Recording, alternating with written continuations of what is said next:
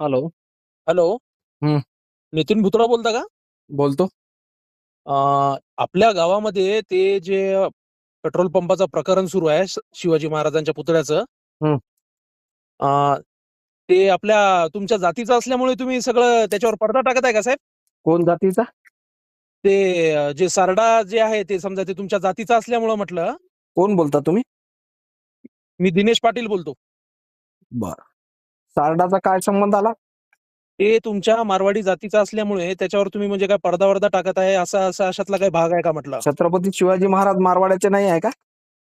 तेच म्हणताय मी की छत्रपती शिवाजी महाराज संपूर्ण भारताचे आराध्य दैवत आहे. मग? मग याच्यामध्ये असं ते तुमच्या जातीचं असल्यामुळे तुम्ही त्याच्यावर पडदा टाकत आहे का बा? हे माझा बरं, मी प्रश्न आहे तुम्हाला. मी जर पडदा टाकत आहे, तुमचं असं हां. मत आहे, हां, हां, हां. तर बाकीचे जे लोक आहेत, हां. त्या लोकांना त्याला तिथून काढण्यासाठी कोर्टात जाण्यापासून, इतर सगळ्या गोष्टी करण्यापासून मी रोखलं का? अरे नाही, पण याच्यामध्ये कसं होतंय माहिती आहे का? हं. फालतूच आता त्या लोकांना जेलमध्ये टाकणं, हे करणं, हो, ते करणं. त्यांना ऐका ना, हां. शुभम पाटील, तुम्ही जे बोलत आहात, त्या लोकांना जेलमध्ये टाकणं हे जर का समजा आम्हाला जर का काही करायचं असतं, आमच्यात हां. जर का समजा सत्तेचा माज असता, तुमचं जे आमच्यावर तुम्ही जे बोलत आहात ना, हां, हां, हां. तशा गोष्टी जर आम्हाला करायच्या असत्या, तर आम्ही त्यांना आंदोलनच करू दिलं नसतं. आम्ही मग प्रशासनावर, सरकारचा, याचा त्याचा दबाव आणून त्यांना बसूच दिलं नसतं. अरे पण मला एक गोष्ट 1.25 महिना सांगा. बसले ना ते. अरे पण मला एक गोष्ट सांगा, तुम्हाला काय यांनी मतदान नाही केलं का? छत्रपती शिवाजी महाराजांचे सगळे जे भक्त आहेत, जे सगळ्यांनीच आमचे केलं. मग तेच म्हणतो मी तुम्हाला, तुम्ही सत्ताधारी आहे, तुम्ही काहीतरी मार्ग काढायला हवा ना त्याच्यावर. मार्ग काढला तुम्ही तुम्ही तेच तर म्हणतो, तुम्ही अपूर्ण माहितीच्या आधारे बोलत आहात. त्याच्यामध्ये मार्ग काढण्यासाठी मी या विधानसभेचे सन्माननीय आमदार, एसडीओ, त्या पेट्रोल पंप मालकाला बोलावलं, त्यांच्याशी इंटरॅक्शन केलं, त्यांच्याशी सगळं बोललो. त्याच्यानंतर त्या भारत पेट्रोलियम कंपनीच्या अधिकारामध्ये हा सगळा विषय आहे.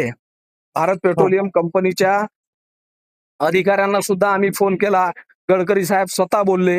गडकरी साहेबांनी त्यांना सांगितलं, की बाबा तिथं कायदा व सुव्यवस्थेचा प्रश्न निर्माण होत आहे. तर तुम्ही त्या हां. ठिकाणी तो पंप, जे कॅबिन आहे तुमचं, ते हां, हां. कॅबिन तुम्ही त्या ठिकाणाहून हटवलं पाहिजे. पण सगळ्या प्रोसेस होण्यासाठी काही ना हां. काही कालावधी लागेल ना. मनात आलं आणि हटवलं असं नाही होत. त्याच्यामध्ये एक्सप्लोजिव्ह डिपार्टमेंटची एनओसी लागते. बरं मग ते कालचं जे जे त्यांचं उपोषण उठवलं तेव्हा कुठे होते तुम्ही? कोण? तुम्ही? मी माझ्या कामात होतो. साहेब इथं कसं दिसून येतंय माहिती आहे का? तुम्हाला एक गोष्ट सांगतो आता मी. हं. एक तर ते समोरचा माणूस आहे मारवाडी, तुम्ही बी मारवाडी. तुम्ही त्याच्याकडून काहीतरी खाऊन पिऊन असल्यासारखं दिसतंय. अरे तुम्ही बाबा, जनतेचे. तो जर मारवाडी आहे ना, तर हां. त्यांनी आतापर्यंत त्याच्या याच्यात एखाद्या मारवाड्याच्या करंगळीवर मुतला असेल तर उमरखेडमध्ये माहिती घ्या ना. अरे मारवाडी, ते तर. मी काय म्हणतो, मारवाडी मारवाडी मारवाडी मारवाडी असलो म्हणजे मी काय पाप केलं का मारवाड्यात जन्मलं होतं? अरे पण हा, तुम्ही आता या ज्या गोष्टी सांगत आहे, पण आता मग तुमच्या वेळी तुम्ही वाले लोकप्रतिनिधी आहे, मग तुम्ही तुमची भूमिका लोकात मांडायला पाहिजे ना. लोकाला माहित तुमचं नाही का? कुठं. एक गोष्ट तुम्हाला तुम्हाला प्रश्न आहे माझा. हां. तुमचं ऐकलं ना मी. हां, हां, हां. माझं ऐका आता. मला एक हां. गोष्ट सांगा, त्या पुतळ्याकरता निधी कोण आणला? तुम्ही आणला. मी आणला. हां. तो पुतळा ज्यावेळी 2015ला मी निधी आणला, हां. त्यावेळी या नगरपालिकेवर काँग्रेसची सरकार होती, काँग्रेसची सत्ता होती. मग काँग्रेसवाल्यानं 2015 पासून तर 2016 पर्यंत 1 बरं. वर्षामध्ये पुतळ्याला जागा पाहण्याचं तरी काम केलं का? त्यानंतर आम्ही जागा निवडली, काही लोकांचा त्या जागेवर पुतळा करायला विरोध होता. दुसरी जागा जी पर्याय दिला, त्या पर्यायावर पुतळा करण्यासाठी अडसर होतं. तिथल्या 4 दुकानदार कोर्टात गेले होते. ते 4 दुकानदार कोर्टात गेलेले होते. त्यांनी कोर्टात केसेस टाकल्या होत्या. त्या कोर्टातून पुढच्या कोर्टात, पुढच्या कोर्टातून हायकोर्टात, हायकोर्टातून सुप्रीम कोर्टात 15 वर्ष, 20 वर्ष कोर्टातच गेले असते. त्या दुकानदाराला कन्व्हिन्स करून, त्यांना पर्याय देऊन, थोड्या वेळासाठी टेम्पररी पर्याय देऊन त्यांना तिथून दुकानाहून कोण काढलं? कोणी बरं, काढलं? बरं. तुम्ही समजा. मी काढलं. मग हां. मी जर एवढा सगळा इनिशिएटिव्ह घेतला, पुतळ्याला निधी मी आणला, उर्वरित पुतळ्याला जे काही कमी पडत होता निधी, त्या ठिकाणी पुतळा आपला असा झाला पाहिजे, की महाराष्ट्रात असा पुतळा कुठं नाही असं लोकांना म्हणलं पाहिजे. असा दृष्टिकोन ठेवून त्याला पुतळ्याला पैसे कमी पडत होते. त्याच्यावर अत्याधुनिक लाइटिंग वगैरे करायची होती. पुन्हा 70 लाख रुपये आता मीच आणले. एवढं सगळं केल्याच्या नंतर मलाच जर तुम्ही खलनायक ठरवत असाल, तर लोक काय एवढे येडे आहे का? या लोकाला राजकारण करायचं आहे, माझं नाव खराब करायचं आहे. माझ्याशी कुठल्याही विषयावर हे लोक कॉम्पिटिशन करू शकत नाही.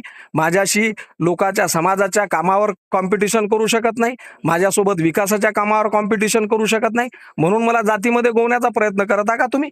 मी नाही मला नाही एक नाही मला बघा बघा माझा प्रश्न आहे. आता तुम्ही माझं ऐकून घ्या, मी तुमचं ऐकलं. बरं हा ज्यावेळी बोला तो बोला बोला हर्षल तुम्ही.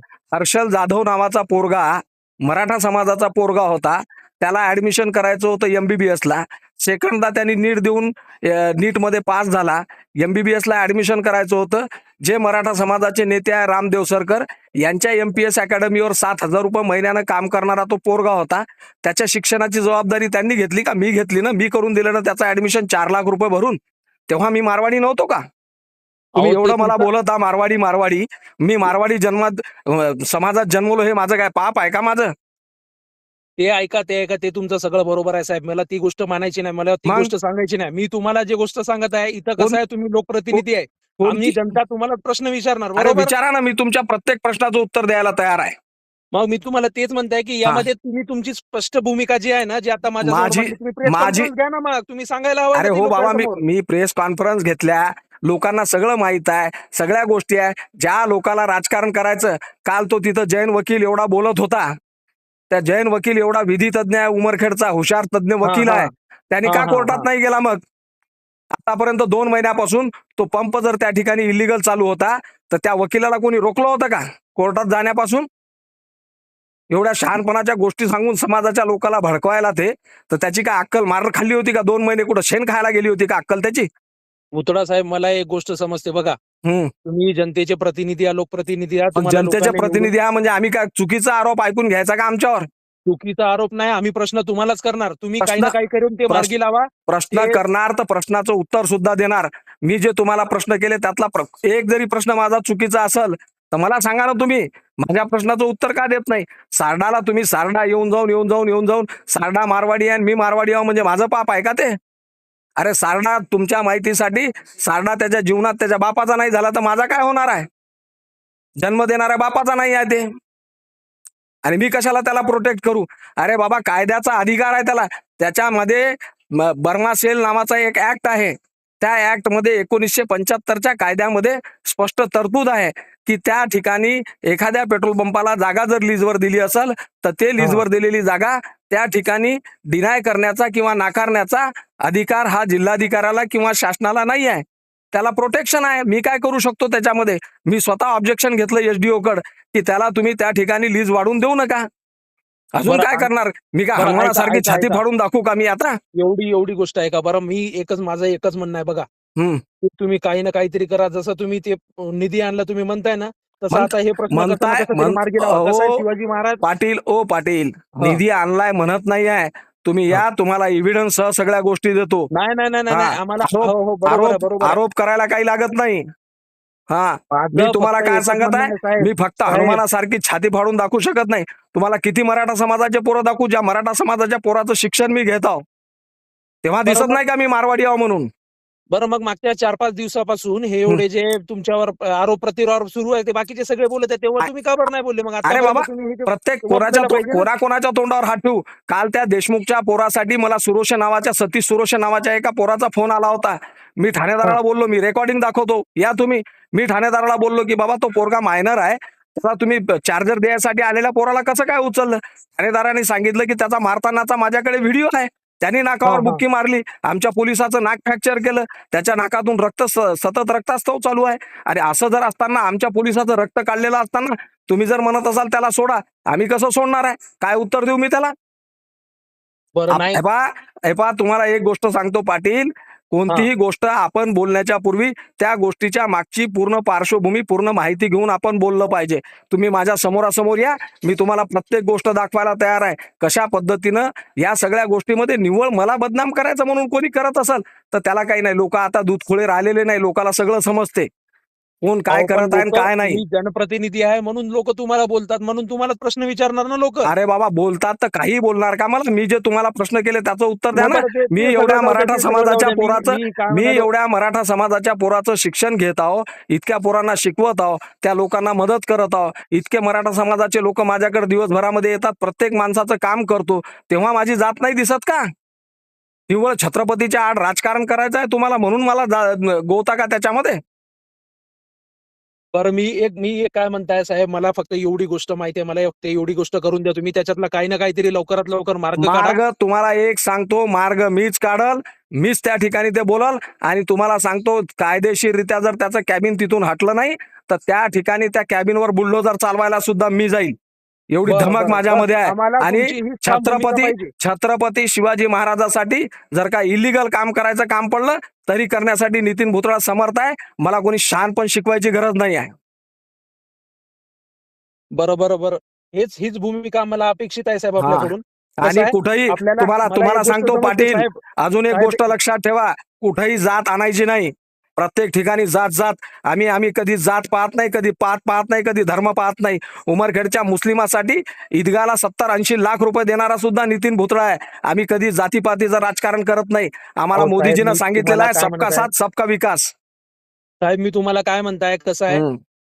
तुम्हाला सगळ्यात आमच्या मराठा जाताना आमच्या मराठी बांधवांनी पण तुम्हाला वोट केलेला आहे. तुम्हाला ही पण गोष्ट लक्षात असायला हवी. त्याच्याचमुळे मी म्हणताय काय मी म्हणतो, तुम्हाला, आमचं पण मराठा कुठेतरी जीव समाजाने नाही, दुखतोय हो. मराठा समाजाने भरभरून केलेला आहे आम्हाला, भरभरून मतदान केलेलं आहे. आणि मराठा समाजाचा एकट्याचा छत्रपती शिवाजी महाराज नाही आहे. या महाराष्ट्रात राहणाऱ्या प्रत्येक माणसाचा छत्रपती शिवाजी महाराज आहे, हे सुद्धा लक्षात ठेवा तुम्ही. बरं, मी तुम्हाला तेच म्हणताय साहेब, हा. आमच्या माणसासाठी आमचा कुठेतरी जीव दुखतो म्हणून तुम्हाला फोन केला.